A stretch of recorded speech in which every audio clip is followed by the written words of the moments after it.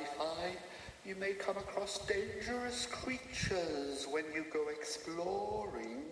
Yes, you may come across dangerous creatures like me.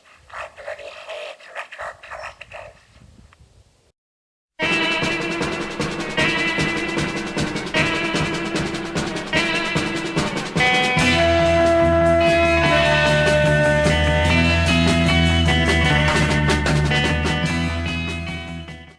Greetings cats and kittens, welcome once again to Baggy Hi-Fi, this YouTube channel devoted to record collecting and the vinyl community here in the UK.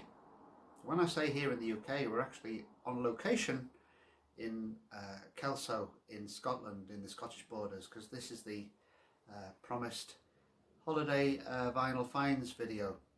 Now of course the object of a holiday isn't to just find records, and that hasn't really been my aim, but I have sort of halfway through this week found 3 records, and I'm going to Dunbar tomorrow to meet up with my friend Mark, and we'll go record shopping there, because I do know that there is a record shop there which I've been to before, which is pretty good. But anyway, the holiday's going really well so far. I'm sitting in this this rented Airbnb house, which has quite a wacky colour scheme. I texted a photo to a family friend, and he said, looks like the day the world turned dayglow. Anyway, I've been around a few charity shops when I haven't been doing other things, and it seems to mainly consist of a lot of, as you might expect, being in Scotland, and not the usual Mantovani stuff, although there was a bit of that, and there was the usual Jim Reeves in the charity shops, but lots and lots of sort of Jimmy Shand, Scottish dance favourites albums.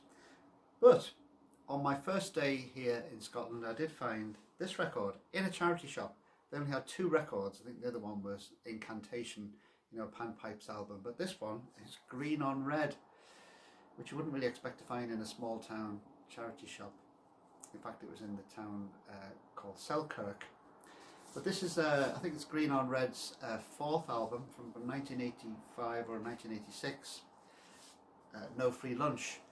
Now, if you don't know, Green on Red emerged around about the time the Paisley Underground emerged, with their emphasis on guitars and sort of psychedelic sounds. But they quickly grew out of that style and kind of veered in towards what people now would call Americana. Certainly they do sound a little bit like sort of Neil Young. Dan Stewart was the vocalist, and Chuck Prophet was the excellent guitarist. But this is an album I don't really know, but I've just sampled a few bits while I've been here on YouTube, and it sounds very good. The sleeve, which is a bonus, is by Phil Smee, who was responsible for lots of those Bam Caruso albums that I keep on droning on about. But it's a die cut sleeve, really nice, quite fancy, and the inner sleeves are rather nice too, with these old-fashioned American images. It's on Mercury, so that was a good find on the first day of the holiday. Now this next one is in a town called Galashiels, and the charity shops there weren't very good as we were walking around, but just before we left I said, oh look, there's a shop, I'm not sure whether it just sells musical instruments or whether it sells vinyl, and anyway it did sell vinyl, and I got the 2 records there, and the shop was really cheap in the main, but I got this for a £5, and the sticker underneath said £10, so they obviously couldn't shift it. Why, I don't know, but it's a Caravan album, Caravan and the New Symphonia, recorded live at the Theatre Royal, Drury Lane in 1973. So this is an album of that time, but with the added instrumentation of an orchestra.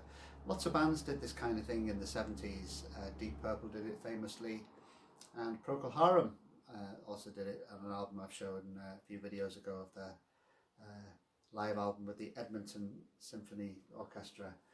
I've had this album for a long time on CD, and I was mentioned in my last video that made me to get all of Caravan on vinyl. But just looking at the track listing on here, it's very, very different to the CD, which by chance I've actually did bring with me in the car for the journey. And the CD obviously has, you know, greater length, extra tracks, but the running order is just really very, very, very different. And even the length of the tracks is different, so it'll be interesting to hear this. So this was amazing really for a fiver on the DRAM label, of course, and is a nice addition to my Caravan collection. Just mentioned Procol Harum, and I've long been after a decent copy of this Music for Pleasure compilation, A Salty Dog, which compiles some of the highlights from their first few albums, and really you can't go wrong with this one. Homburg, Shine On Brightly, Conquistador, Pilgrim's Progress, A Salty Dog itself, Magdalene, My Regal Zonophone. It's a really excellent, if you want an intro to Procol Harum, this originally was on the budget label, Music for Pleasure. This is in very, looks unplayed, so lucky to get this also for a fiver.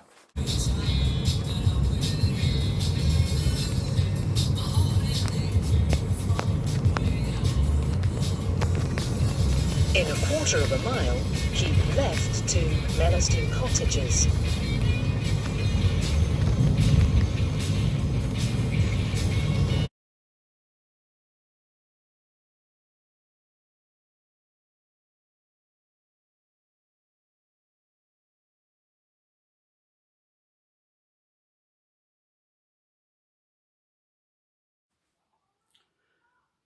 Well, a few days have passed, and today is the last full day of this holiday in Scotland.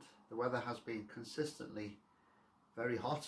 If you live in the UK, probably anywhere in the UK, you will have known that it has been unusually hot, a heat wave.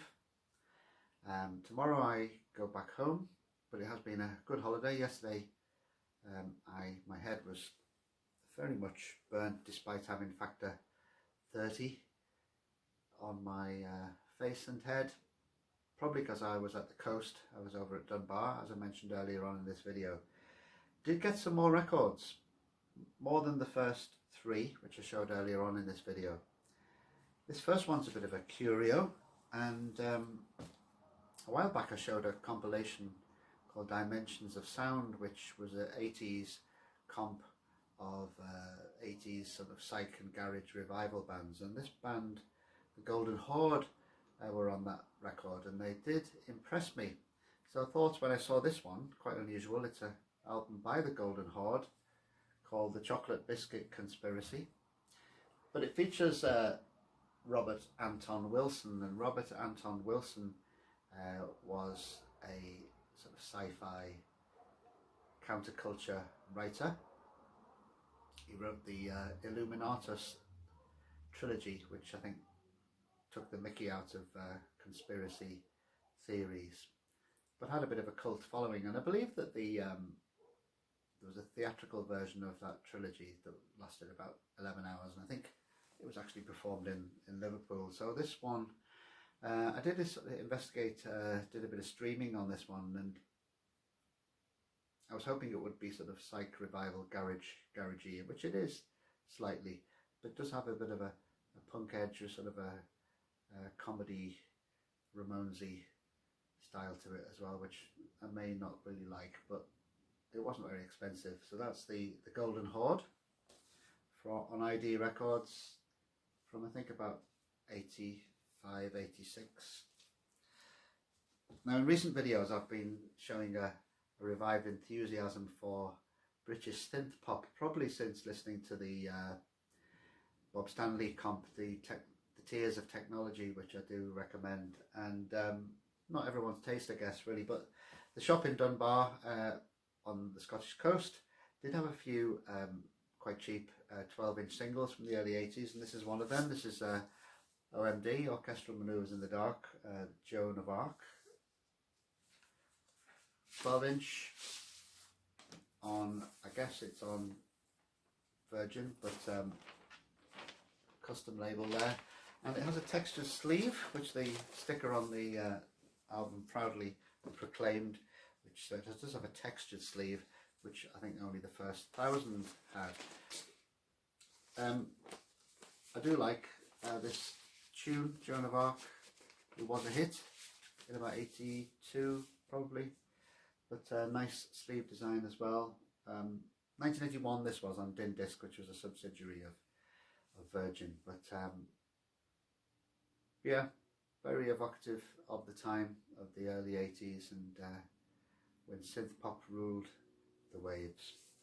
This next one is also a 12-inch, one of my favourite groups, and I've had this on 7-inch single, I think, from the actual time. This is also from about 81, 82. Julian Cope's band, Teardrop Explodes, and this is a Passionate Friend from his Bar Bar Bar period, as Julian tends to call it. His harmony, sort of Walker Brothers, love period. The B-side is Christ versus Warhol, which doesn't appear on any of the official albums, and oh, it's just very dusty. Looks rather hairy as well, so I'll get that cleaned up when I go home to add to my Teardrops collection. Now this next one I was very pleased to see, and quite surprised to see as well, because there are 3 groups which I would like to have more records by, and they're all either Australian or from New Zealand. One of them is the Chills. You hardly ever see any of their albums around. Another one is the Go-Betweens. Again, you hardly ever see the vinyl, and when you do, it's really expensive. But this one also falls into that category, and it's the Church. 80s, well, became most famous in the 80s. They're still going. I've seen them live.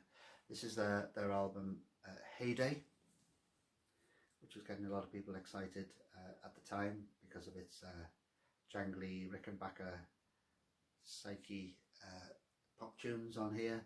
I do know this album really well, so I was very happy to find a copy of it. This was in the shop in Haddington, which is near Dunbar. Mark and I went there, and it was a very small shop. Sign on the door saying only 1 person per time, but as it was late afternoon, the owner let us both in, and I was very pleased to get this one. Never really liked the cover. Looks like some sort of fashion shoot with the band with their highlighted mullets, but I do assure you this is a very, very good psych revival album. Very melodic, very nicely produced. Not a bad track on it. What label is this on? It's on EMI Australia.